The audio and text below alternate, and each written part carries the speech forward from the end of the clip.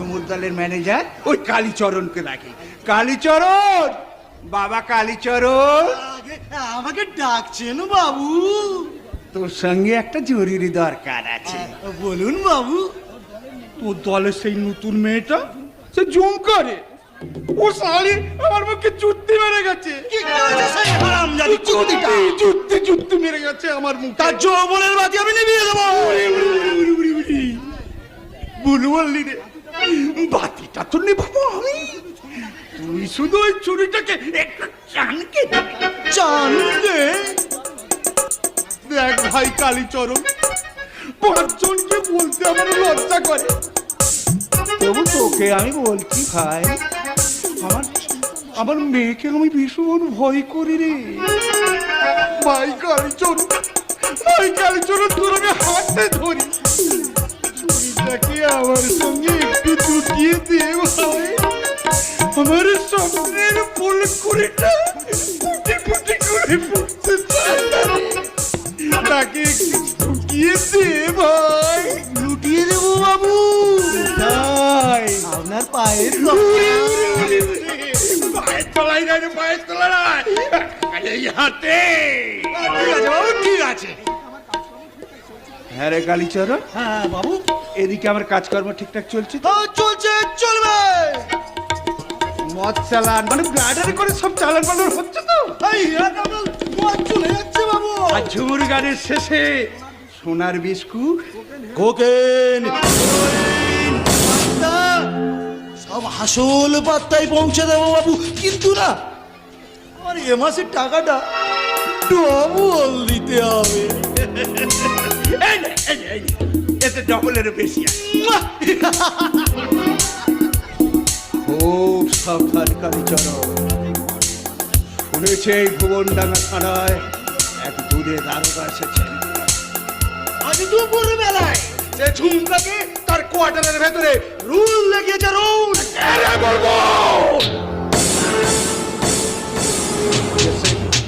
পবন চক্রবর্তীকে, তার মতো কত দারোগাকে চুলবুলালি ভেঙে দিয়ে শুয়োরের বাচ্চা। তো শুয়োরের বাচ্চা নয়, কুত্তার বাচ্চা, ডবল কুত্তার বাচ্চা।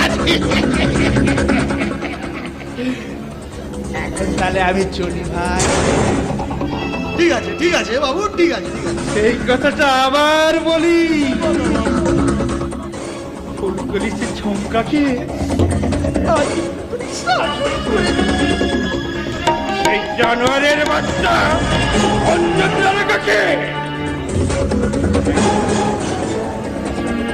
একটু নজর রাখবি। কেমন? আমি চলি।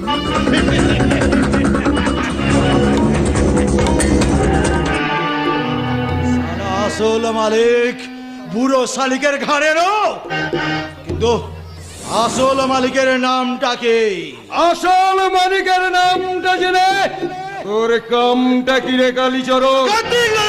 দাদার মতো চিৎকার না করে হুকুমের গোলাম, হুকুমের মতে কাম চালিয়ে যা। বেশি জানতে চেষ্টা করিস, বেশি বুঝতে চেষ্টা করিস না। যত পারবি ট্যাকেটা কাগজবার চেষ্টা কর, তা না হলে তোর অবস্থা একদিন আমার মতো হবে। আমি একদিন জোয়ান ছিলাম, মালিকের হুকুমে দল বল সঙ্গে নিয়ে রাতের পর রাত ওয়াগন ব্রেক করতাম। মাঝে মাঝে পুলিশের সঙ্গে গুলি ছুড়ে আমাদের লড়াই হতো। কার্তিক দাদা, একদিন পুলিশের গুলি এসে লাগলো আমার হাতে পায়ে, হাতটা কেটে বাদ দিতে হলো, আর পাটা হয়ে গেল ল্যাংড়া। শেয়াল যেমন করে কাকড়া খায়, সভাপতি পবন চক্রবর্তী আমাকে চিবিয়ে চিবিয়ে খাচ্ছে। আমার বোনের মতো তুলসীকে, তুলসী খেয়ে তুলসী সে কথা আজ নয়, পরে। আমি দীর্ঘ 28 বছর ধরে অপেক্ষা করে আছি, কবে তুলসীর ছেলেটা এসে শয়তানটার পাঁজর ভেঙে দেবে, তার বুকের ওপর ঝাঁকিয়ে পড়ে। যাক সালা, হাফ ছেড়ে বাজলাম। আজ বুঝলাম তুমিও আমাদের দলের। কিন্তু খুব সাবধান, শেষ কথা বলছি শোন। বাবুরা আমাদের ভাঙিয়ে আরো বাবু হবে, ভালো খাবে, ভালো পড়বে, আর তুই তোর নামের প্রথম অক্ষর কা, আমারও নামের প্রথম অক্ষর কা। তাই তো আমরা দুজন বাবুদের সুখের ডালে বসে মুখোমুখি ডেকে যাব, কা